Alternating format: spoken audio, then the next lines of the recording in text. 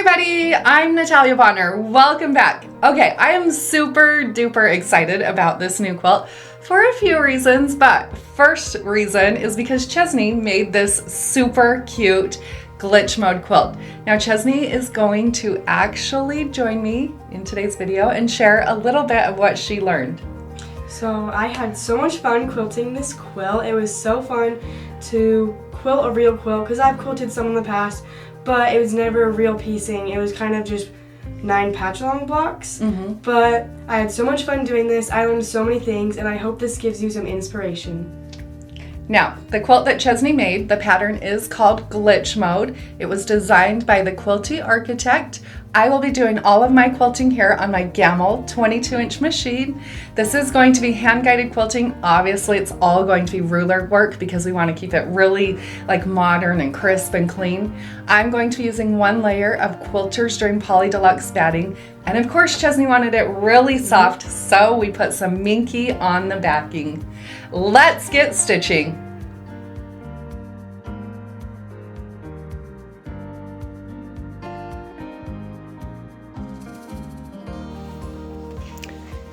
So here are a few images of the quilting on this adorable glitch mode quilt after all of my quilting is complete. Now, let's start out with a little bit from Chesney about her process of piecing this quilt.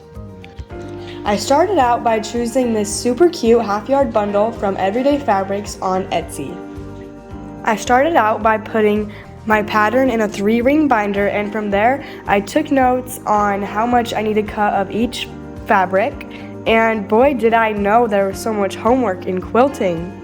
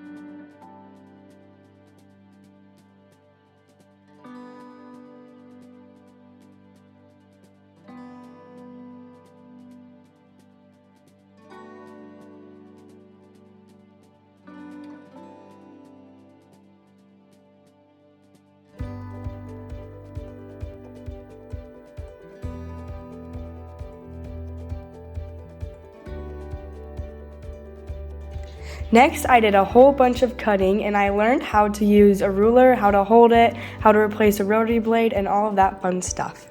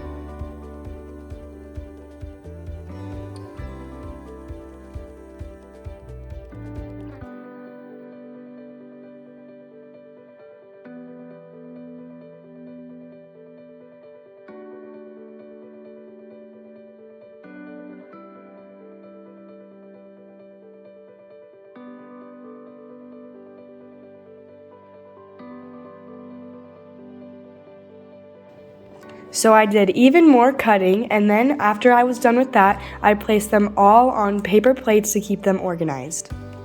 And then for easier stitching, I laid everything out on the floor to easily piece it all together.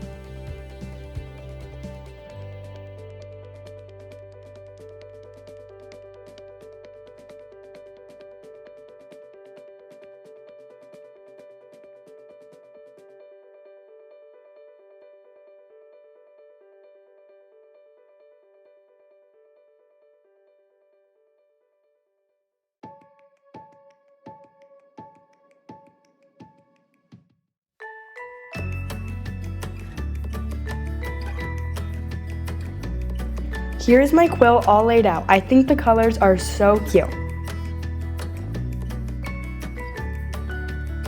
Then I began piecing, and I learned what chain piecing is, and it saves a lot of time. I even learned a lesson I didn't want to learn: how to unpick.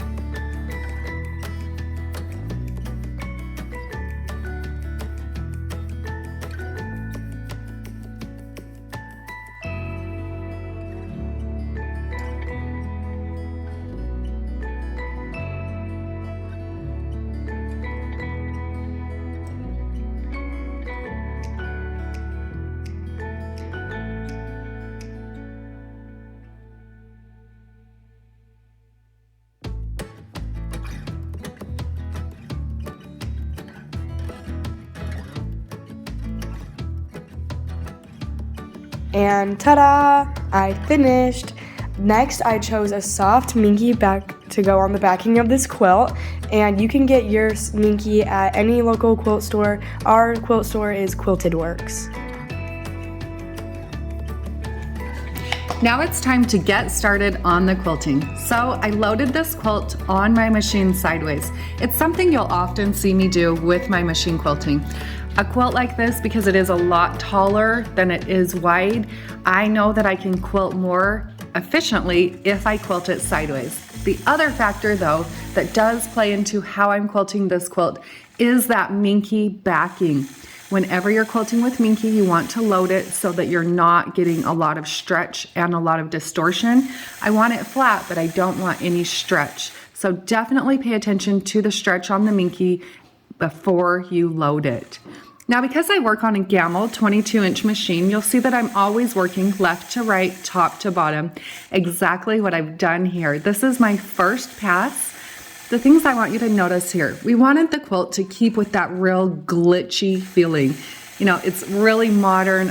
Straight lines across the whole quilt would have been really cute and looked awesome, but you guys know I just had to do something more, but still keep with that modern feel. So in the white section, I'm going to be doing all of my straight lines horizontal, and then through all of the colored sections, my lines are all going to be vertical, but they're not all going to be just straight. I'm going to slightly alternate, give them a little bit of an angle. I'm going to vary the spaces between those lines just to create a little bit of extra interest, but not take away from the pattern itself. So as I'm quilting, because I'm working on a long arm, most often you're going to see me working across my quilts from top to bottom, left to right. On this quilt, you'll see that I kind of move in like an up-down pattern as I work, essentially breaking this block back down into the block. So I know that it creates like a secondary design, but essentially it's made up of 3 strips that create one block. So each of those blocks I will treat as an individual and work up and down, kind of in a snaky pattern across the quilt. You'll see as I continue quilting.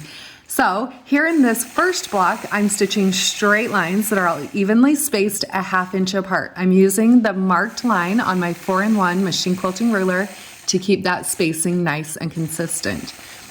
Look real closely here and you'll notice that even though I'm stitching straight lines, they do have a small angle to them. So when I started that first line, I held my ruler just a little bit crooked to get that nice angle, and then from there, I just work back and forth until I filled in that block completely. Once I've filled in that block completely, then I'll just continue on. Around each of these white little glitches that go through the quilt, I will outline around those. I want them to just kind of pop. So in the colored section of the quilt, I will not do any quilting on those, just stitch in the ditch around the outside of them. So because there are a lot of really beautiful colors on this quilt, I thought about changing my thread colors a lot, but ultimately decided to use So Fine color number 405 on all of the colors. It's kind of like a nice brown goldish color, and it just blended so beautifully. Now the white section, the background section, I will actually use So Fine color number 401 in that section, just because It's so light, I wanted to keep it nice and crisp. So I will use 2 different thread colors on this quilt. Now that I've moved on to my second block, again, I'm quilting out straight lines that are evenly spaced 1/2 inch apart. But notice here how this time I'm just stitching them straight.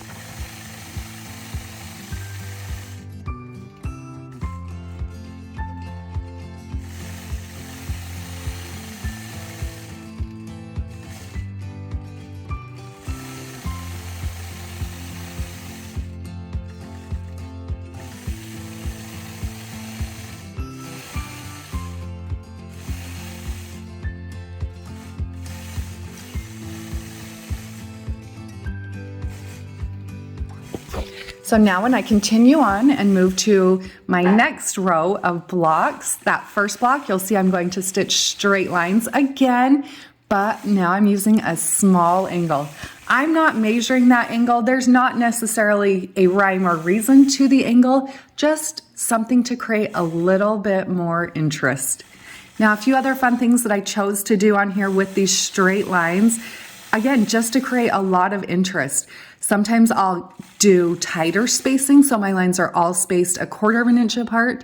There's a few times where I'm going to alternate and go 1/2 inch, 1/4 inch, 1/2 inch, 1/4 inch. Just playing around with straight lines can really create a lot of interest.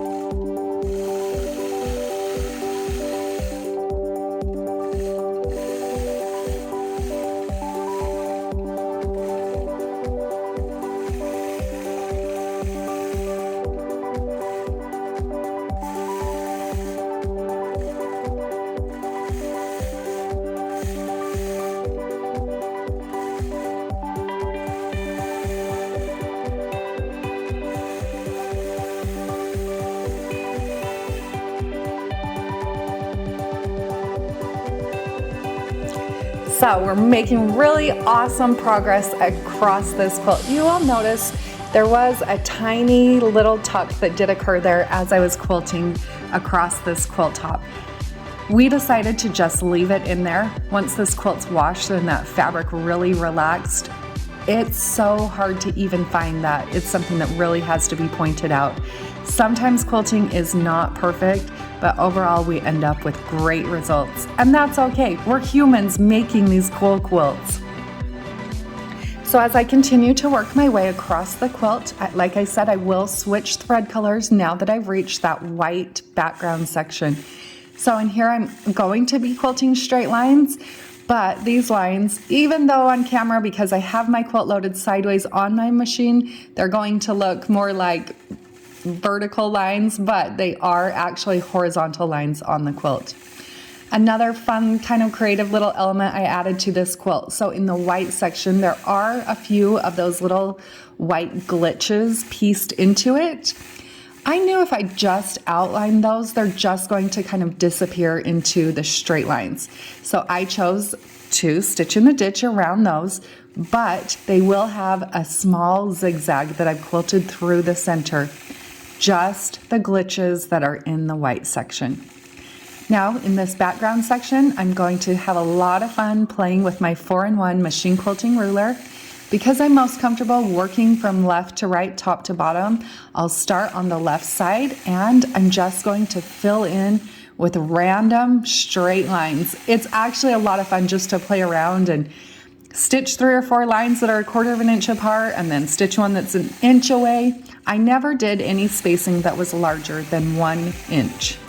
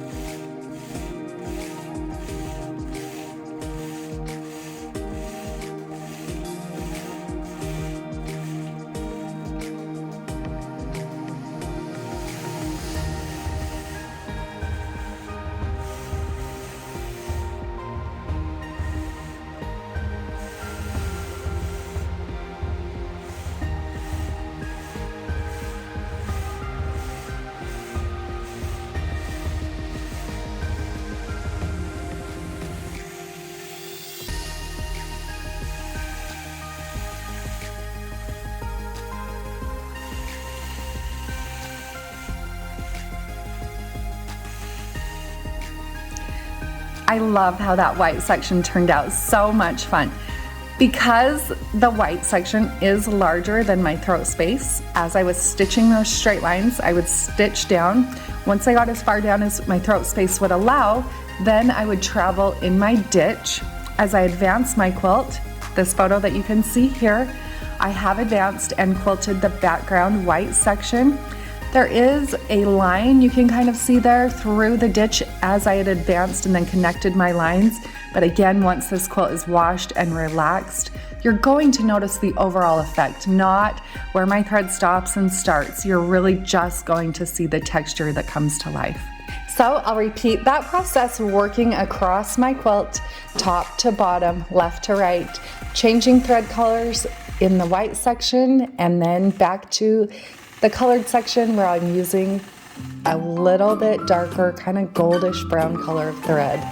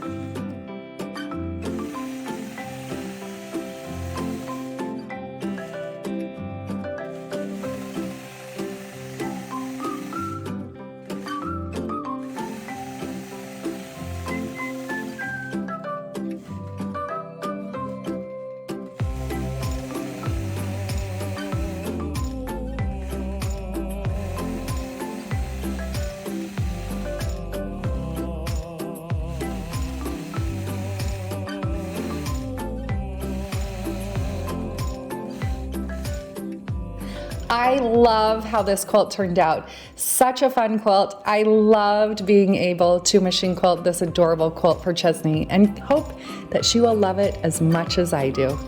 Have a great day, everybody.